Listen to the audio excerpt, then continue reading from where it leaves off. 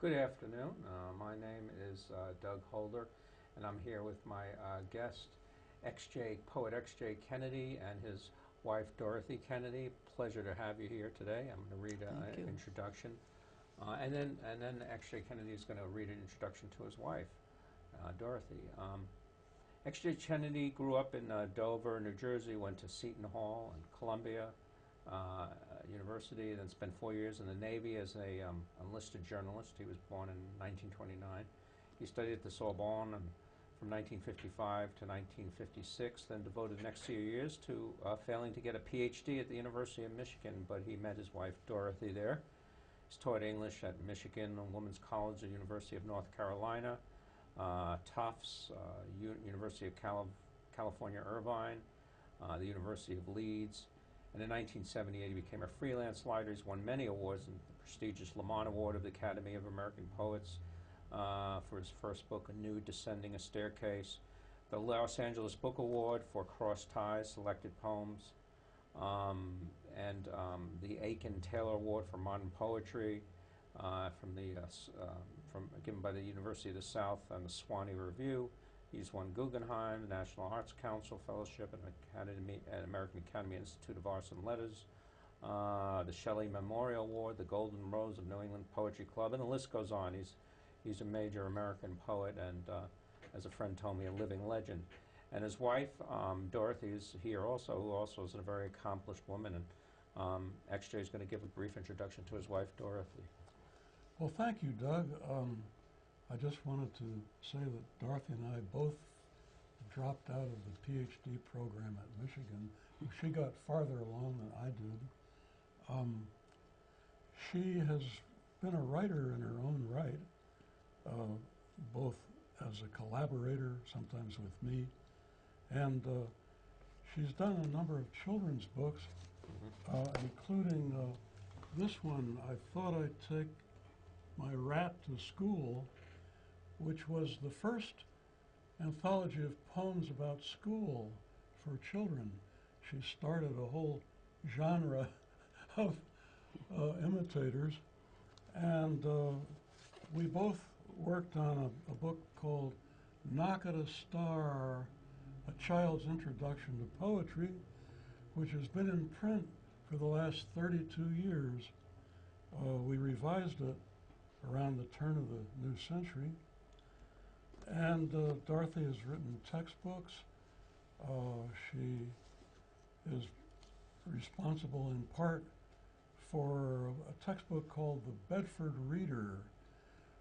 More than 2 million students have used it.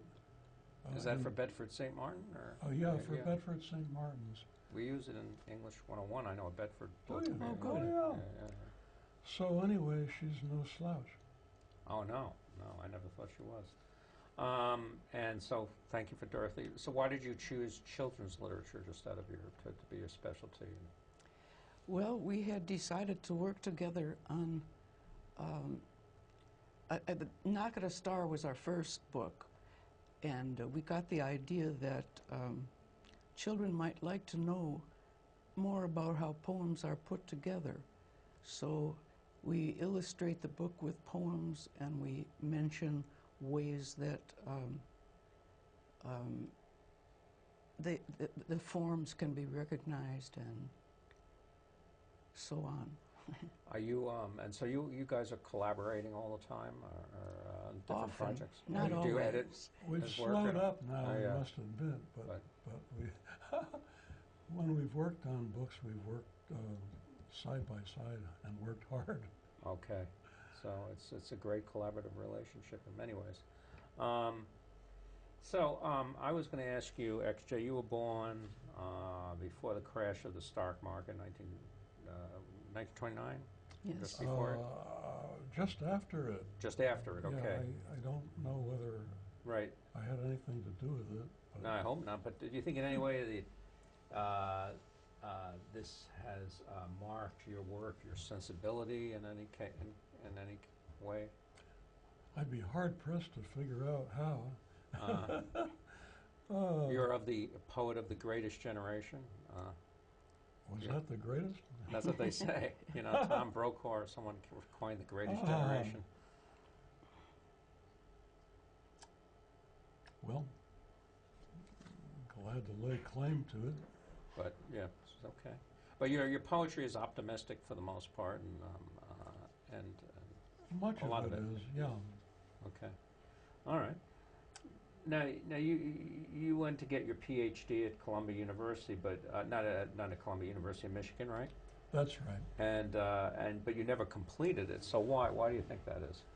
Well, I had a hard job getting a topic approved for a dissertation. And by What were you then, looking to get? What were you looking to write about? Yeah. Emily Dickinson. And by the time all this came up, I had a book of poems out. And I looked around and I saw all sorts of poets who were faking it through without a Ph.D., teaching college just as writers. Randall Jarrell and John Chardy, William J. Smith, and many more. And I thought, gee, maybe I'll try that too. So I did. Okay. And what's your view of the academic life? I mean, Oh, well, I have nothing against the academic life. It fed me yeah. and our family for quite a few years. And people talk about the academic poetry. Well, I've never been sure there is such a thing. I suppose these days when there's all these MFA programs, there is the danger of a certain sameness. Have you seen that? Well, there's enough variety too that I don't think it's a problem. Okay. It's hard to cover the entire scene of contemporary poetry, isn't it? There's so much going on, it's so different, and nobody agrees as to what poetry is. Okay. Free verse, of course, predominates, and I've always been an old curmudgeon, rhyming and scanning. I've tried to write free verse, but when I get out in all that open field, I get scared and I want to hug the security blanket of my rhyme scheme again. Okay. All right. There's nothing wrong with that. Would you advise a young poet to get an MFA these days, or? Well, it won't get you a job. Though maybe it might help you get a job eventually teaching creative, quote unquote, writing, if you've written something yourself that anybody notices. Yeah. But the MFA, the workshops that are so numerous these days, they give a young poet an audience. They put him in with people who are reading his or her work more patiently and sympathetically than usually is the case in the world at large. Okay, so that's helpful. So it's helpful. Yeah. Yeah. Now, you're known for your light verse, but, you know, comedy and tragedy go hand in hand, right? I believe it.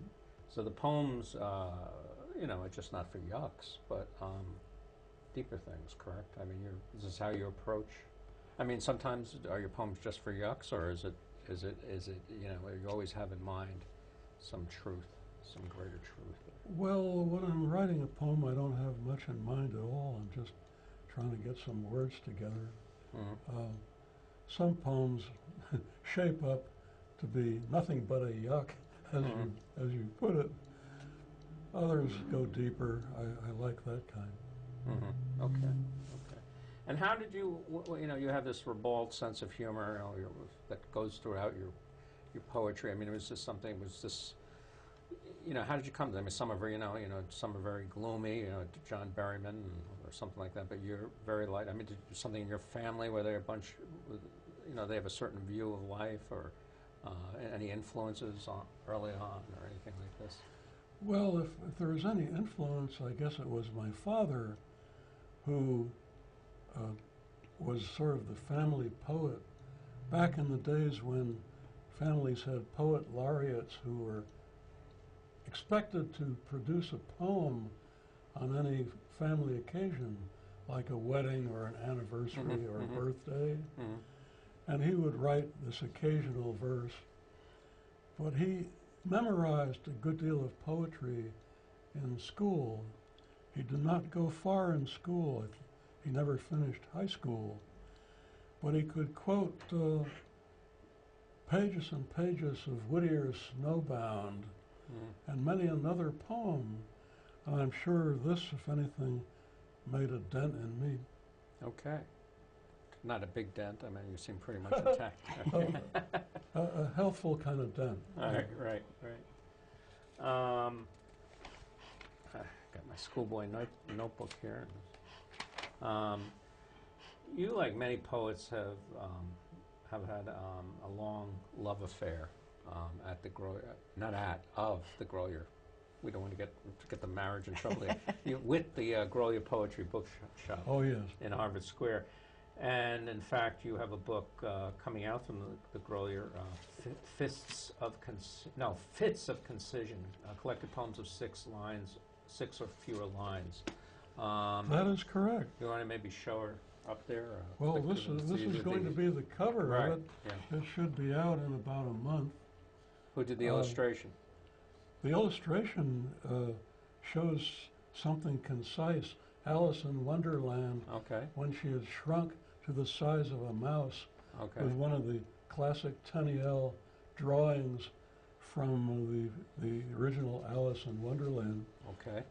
Anyway, Ifeanyi Makiti, who's the proprietor now of the Grolier Bookshop. And a Somerville resident. Oh, that's right. Yeah. He has started the Grolier Poetry Press. And he publishes the winner of a contest for new poetry. Each year, he's published 3 volumes so far by Partridge Boswell, Spring Berman, and Kevin O'Shaughnessy. And then he started this Grolier series of established poets. So I guess I've been printing poems for 60 years. We interviewed another one, Tino Villanova, who was also published here. Oh yes, that's right. Yeah. Tina Villanova has a book called So Spoke Penelope. Yeah, great book. And translation.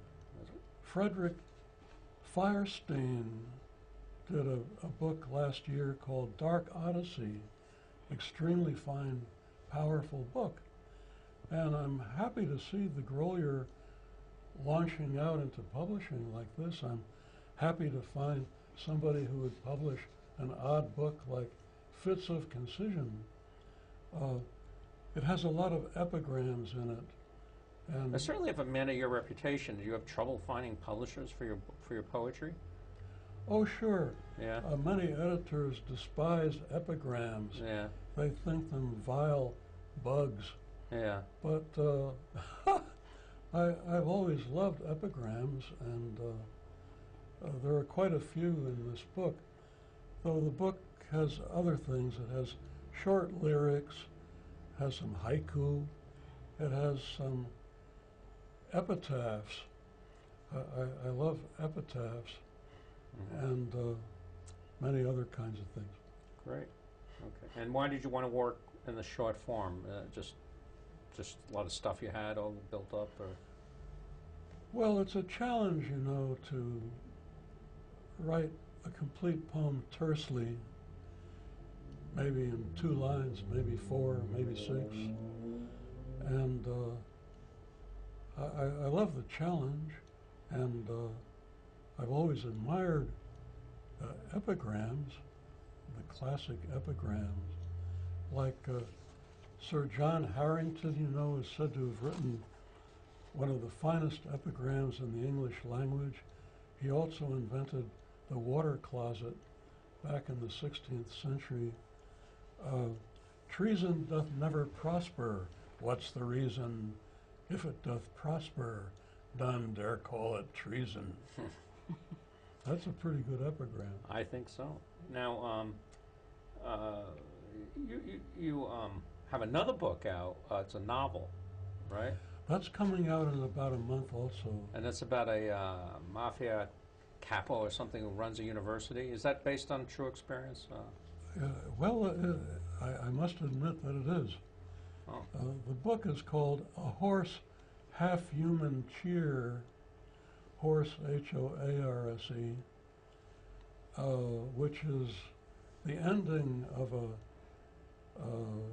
poem called The Ballad of Hell by Scottish poet John Davidson, about two people who are undeservedly sentenced to hell, and the woman escapes, and when she escapes, hell, surprised to find it could rejoice, hell raised a hoarse, half-human cheer. So I thought that would be a nice title for this book. I went to a Catholic college, which in my senior year was revealed to have been under the control of the Newark Mafia. The business manager was a mafia don, and he was using the college as a front for a racket in war surplus materials. It was back when colleges could... what college was this again? Oh, you don't want to say? I won't badmouth it. Oh. It's a better place now. Oh, okay. But I think you already mentioned it when you introduced me. Oh, did I? Not as a mafia-run institution. Yeah. But colleges were receiving all sorts of goods left over from the war, and this guy was receiving jeeps, Garand rifles, and life rafts, and turning around and selling them to South American dictators. In my senior year, the FBI raided the college. The business manager was thrown in the pen. Another dean escaped to Mexico, and in the morning we had a new president. Wow. Wow, that's so quite... anyway, the college in the novel is called the College of St Cassian of Imola, named for a medieval saint whose students stabbed him to death with their pens. So wow. The basketball team is called the Quills for all the... I get the point, the Quills. So anyway, this novel is, I trust, comic for the most part, though it's got some, I hope, suspense, and it's got a... Is it, you've written novels before? Just for children. Just for children. I have two children's novels, The Owlstone Crown, which came out a long time ago, still in print, and The Eagle as Wide as the World, for kids 8 to 12. Well, this is the first time I've tried to write a novel for big people. Okay, good luck with that. It sells well. Now, of course, your work is written in rhyme and meter. And do you agree with Robert Frost that writing free verse is like playing tennis without a net? Well, that's a nasty remark. Yeah. Well, there's a little truth in it. Oh, okay. Oh, yeah, that's all right. I'm a free verser, but go ahead. But well, I have end rhymes and things. You're in the majority. Yeah, yeah. I admire and envy the best free verse. Much of the best nowadays is free verse, of course. Mm. There's a smaller reactionary movement of people who want to be radicals and write and rhyme. Yeah, you are radical now.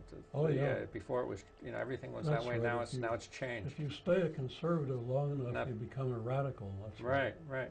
That's why, kids ask me, well, why don't you, have a tattoo or an earring or something? I said, well, I'm a nonconformist. I said, everyone has a tattoo and an earring, so. Now, you have a poem I noticed for Allen Ginsburg, and he's a vastly different poet than you are, right? And that's true. were you an admirer of his work? Would you have any? Well, relationship with him? I can't claim to have known Ginsburg well. I think we once exchanged postcards on some business matter.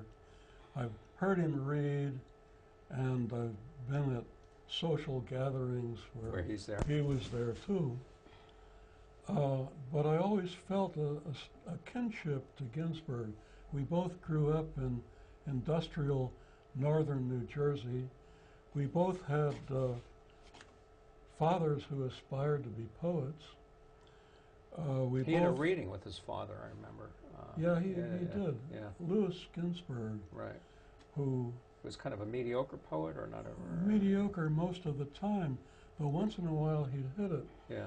Louis Ginsburg used to lick stamps copiously, and when I was a poetry editor for the Paris Review, we would get 3 envelopes a week from Louis Ginsburg, all these poems that had been sent out many times and finally freshened up with a steam iron. And Like a shirt. but the terrible thing was he wore you down by just his persistence, and about 1 poem in 100 was good, and you took that. Oh, so he's published in the Paris Review? Yeah, he was published every place. The New Yorker. Really? Yeah, But he was a mediocre poet, huh? And for most of the time. yeah, That's wow, it. wow, Yeah. wow. Well, So there's hope for us all, right? well, we're never at top form all the time. No, we're not. We're not. But he was. Huh.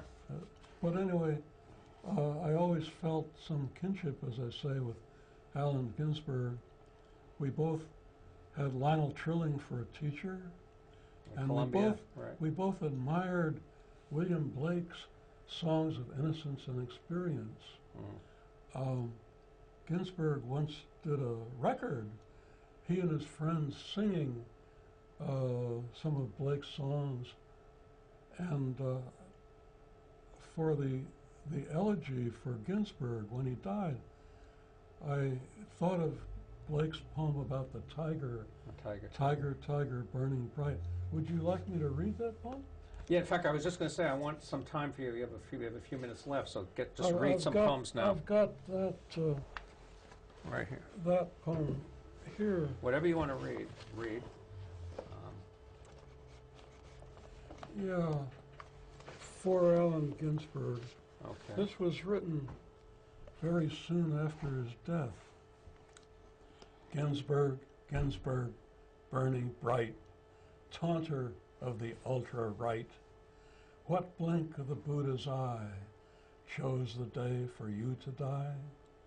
Queer Pied Piper, howling wild, mantra-minded flower child, queen of Maytime, misrules lord, bawling, drop out, all aboard, foe of fascist, bane of bomb, finger symboled, chanting proper poet's thorn inside, turner of a whole time's tide, who can fill your sloppy shoes? What a catch for death, we lose glee and sweetness, freaky light, Ginsburg, Ginsburg, burning bright. Nice. I think you read that at when we were sort of like opening act for you over at the Longfellow House. Might have. Yeah. Read more from anything. Okay. Yeah. How's our time? We got about 5 minutes. Oh. Here's a more recent poem. Meeting a friend again after 30 years. When you haven't seen anybody in that long and you've both aged, what a shock. That's what this is about. Take off that mask. I know it's you. Those wrinkles, sunken chin and goggled eyes can't quite disguise your wry, familiar grin. This is our mutual Halloween. As though we mean to scare, we face each other through a screen of fake teeth, whitened hair. Nice. I'll read you an old poem. Okay. First confession. This is a memory of a Catholic boyhood. I made my first confession at about the age of 13, a little bit late, in our parish church in Dover, New Jersey.